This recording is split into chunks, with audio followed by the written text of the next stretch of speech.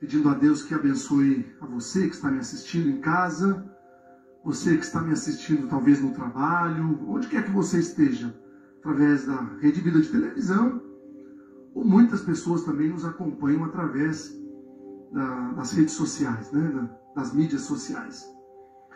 Sabe que de vez em quando eu venho para cá, aí eu fico, quer dizer, de vez em quando não, toda terça-feira quando eu venho, eu fico tentando pensar durante a viagem o que é que eu vou dizer para você que está em casa.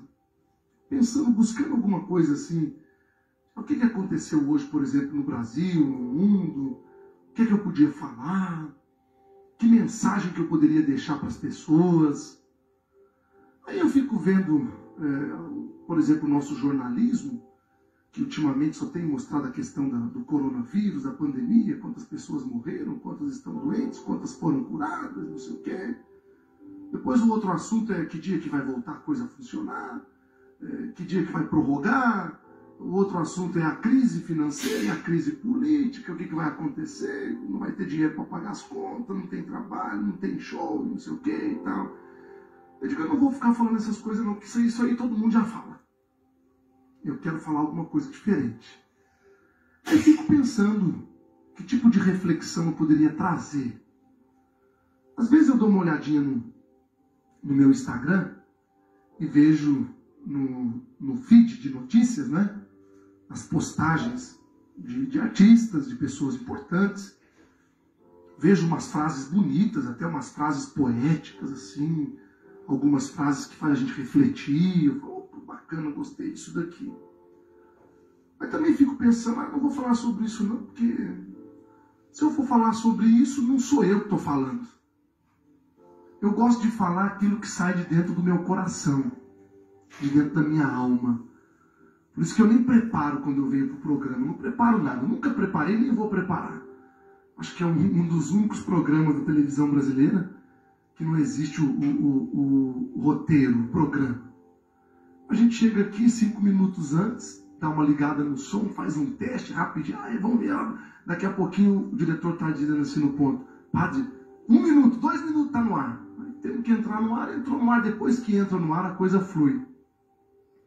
Então eu gosto, quando eu falo de Deus para as pessoas, eu gosto de falar da maneira mais simples, daquilo que eu entendo que é Deus, quem é Deus, como é Deus.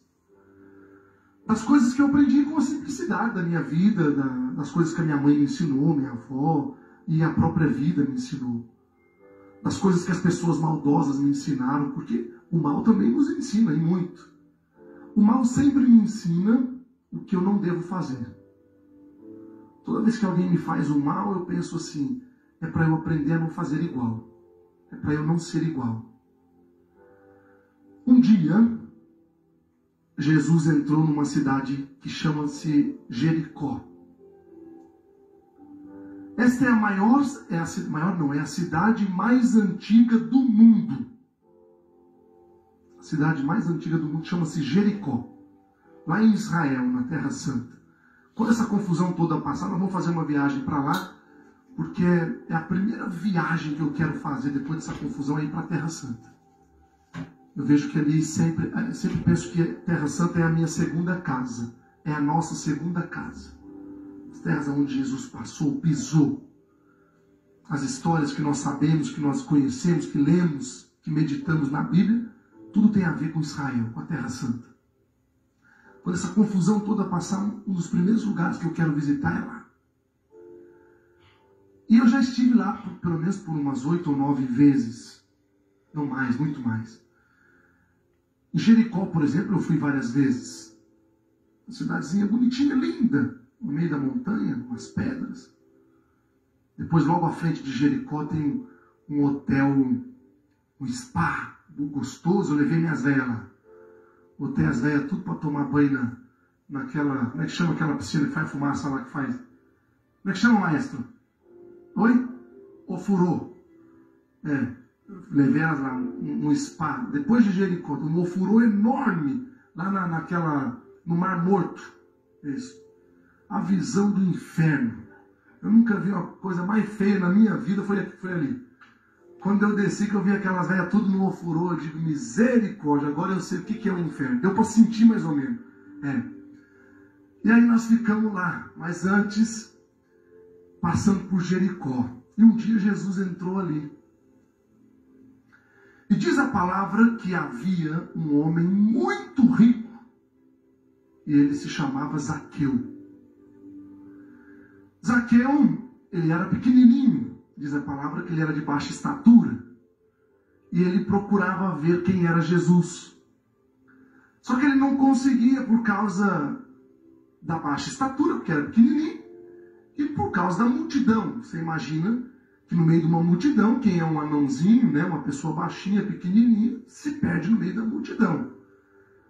É igual quando vai nos nossos shows. A multidão lá. Os velhos baixinhos ficam lá, pulando. Mas os velhos hoje estão mais para frente. Eles sobem em cima das árvores também, sobem em cima das calçadas.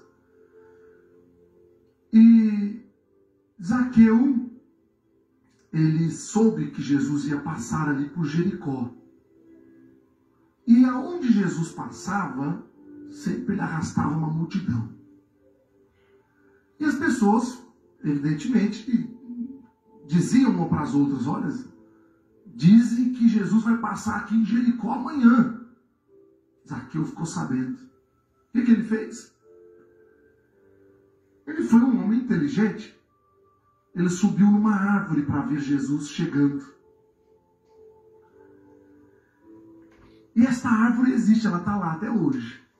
Segundo a tradição, ela é a árvore onde Zaqueu subiu para ver Jesus. Nós temos vídeos, fotos de lá. E aí, a multidão, esperando Jesus passar, Zaqueu, muito inteligente, subiu, ficou lá em cima da árvore. E quando Jesus chegou naquele lugar, levantou os olhos,